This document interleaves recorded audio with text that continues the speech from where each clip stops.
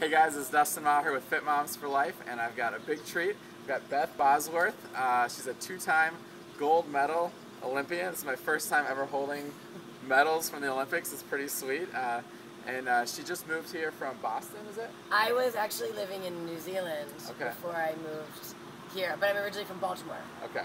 Well, welcome to Madison. Thank you. And she does swim lessons now, competitive swimmers, and probably recreational too? Yep, everything from swim lessons for little guys all the way up through adults.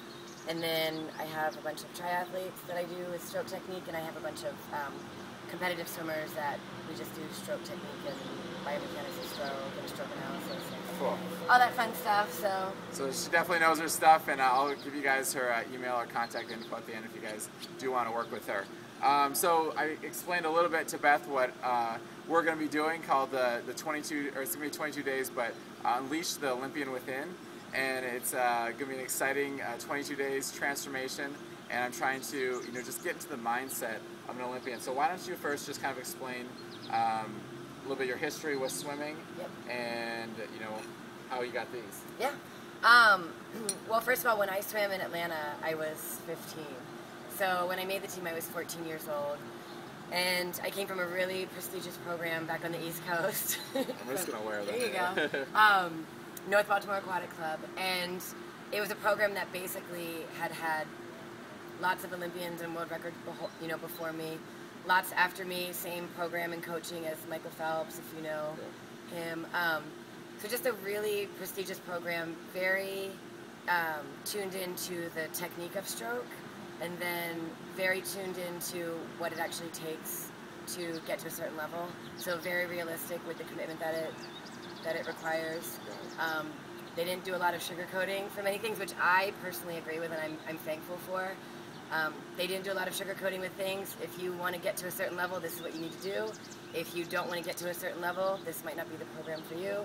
And then it really was your choice. So it was something that definitely the direction I wanted to go. So I thought it was a great program. And what events did you win?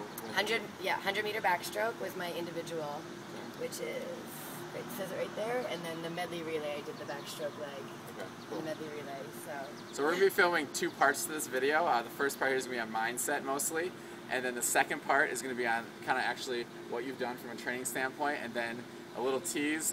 We're going to race, and I have a lot of room for improvement, let's just say that, in my swimming, and I'll tell you a quick story on the second part too of my traumatic swimming story. And we're going to have a race, and she can embarrass me, so I'm looking forward to that. So with mindset, I think it plays such a huge role, and I'm really curious, the training that goes into it. I don't want to talk about specifics of training, but from a mental standpoint, what's involved? Well, I think you have to have a really strong sense of confidence, but I think one of the main things that gives you the confidence is you have to be very realistic with yourself, and I say this to kids all the time, is that you have got to be realistic with the amount of work that you actually have done. You can sit here and say, I've done everything I can, but you know deep down inside whether you've done it or not. And I think a big part of the confidence when you're trying to get to a level like the Olympics is like you have little room for slacking ever. And it's just not an option. It doesn't mean that everything goes the way you want it every day, but the option of quitting or the option of just kind of puttering out mid-workout, it just doesn't really exist. And I think that's why sports are so great for adults and for kids, is because it's really character building.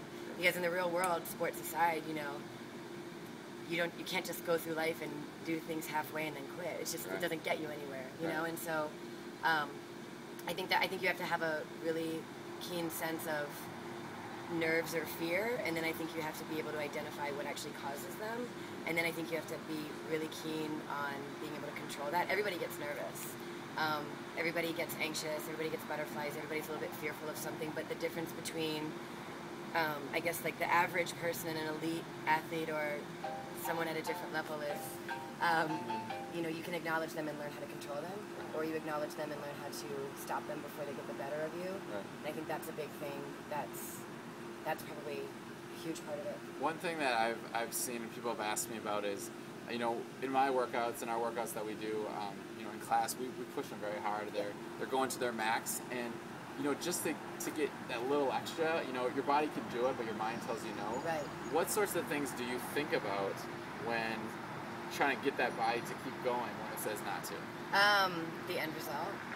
You know, you've got to set goals, because there's no purpose in training if you don't have goals, and you can't get to the end result if you don't have goals. Nothing's going to really motivate you. One of my favorite sayings that I've heard is, you know, dedication is when you're dripping sweat, ready to puke, think you can't go any farther, and then you stand up and you laugh or you smile. Like, that's what dedication is, and that's literally what it is. It's the ability to push yourself beyond what you think you're physically capable of doing, and then not only doing it, and then being totally satisfied and gratified when you've fulfilled it, when you've accomplished that. And that is the feeling that you get in workout. Yeah. You know, and that's where you have to get used to. My favorite thing I say to kids is you have to get very, very comfortable being extremely uncomfortable. That's what and that goes, yeah, and that goes every area of your life too, not just exercise. Yeah. That's great. So what was emotion that you experienced receiving these that you did not expect? Let's see. Well, it's not really an emotion that I didn't expect, but my medals in Atlanta, because I swam in Atlanta, which was, you know, home turf USA. My medals for the games, swimming's the first week, those were actually the first gold medals to be given out for the USA. So like the first gold medals to be won by someone from the USA, regardless of the sport. So the next day I was sleeping, we were in the village, and I was taking a nap because I just swam that night. And the manager came in and she's like, Beth, wake up, you have a phone call. And you couldn't call in, like there was no just landlines there. It was completely isolated unless you were seeking communication. And I was like, so tired, I really don't want to. And she's like, it's the president on the phone. And I was like, oh, all right. So they walked me down into the room and got on the phone. And here I am, like a 15-year-old kid, and I grabbed the receiver and I'm like, what do I call him? What do I say? And someone was like, call him Billy. And so I was like, call him Mr. President. So I just had a little quick conversation with him, and that was pretty cool, I guess. That was kind of the big surprise. I think I'm very happy that it was in the United States. I get asked a lot, like, oh, don't you kind of wish it was somewhere else? And not really, because the majority of the fans that were there were American, you know, and it was very accessible for my family and my friends. So, yeah, I think it's just the culture and getting to know the other athletes. It was pretty amazing. Nothing shy of it. Cool. That's amazing. I got one more question for this first part, and that is, you know, to be an Olympian, you got to do everything extreme. It consumes your life.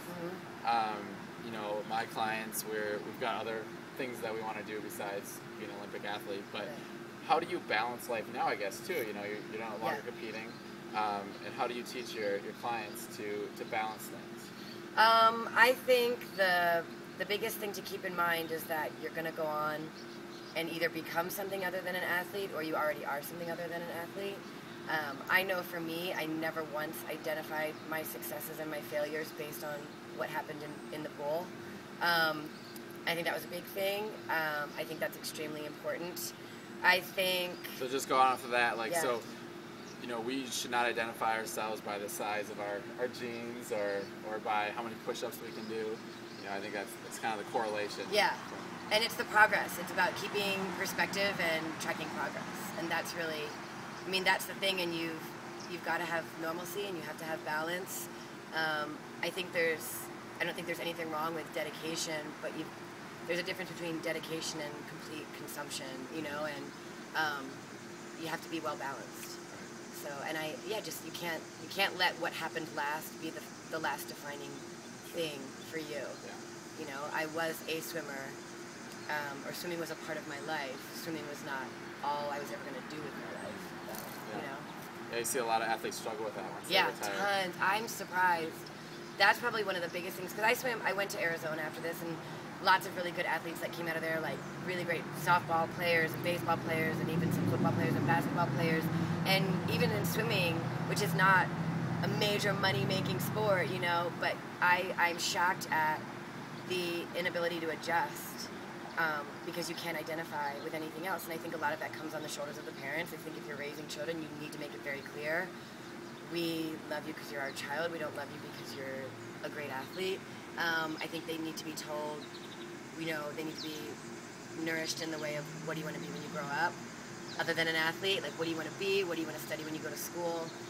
You're going to go on and live life beyond being an athlete, you know? So, That's great. yeah. Well, I appreciate that. That was awesome. Sure. And I think I'm going to keep wearing these things for a little bit more. They're pretty heavy, too. They are pretty heavy. They're very heavy. So, yeah. so thanks a lot. We're going to do part 2, and we'll post that in a few days. I'm going to post the contact information for Beth. If you guys do live in the Madison area surrounding, she's worked with a bunch of my clients and the clients' kids, and they speak very highly. So, yeah, we'll talk to you guys soon. Thank you.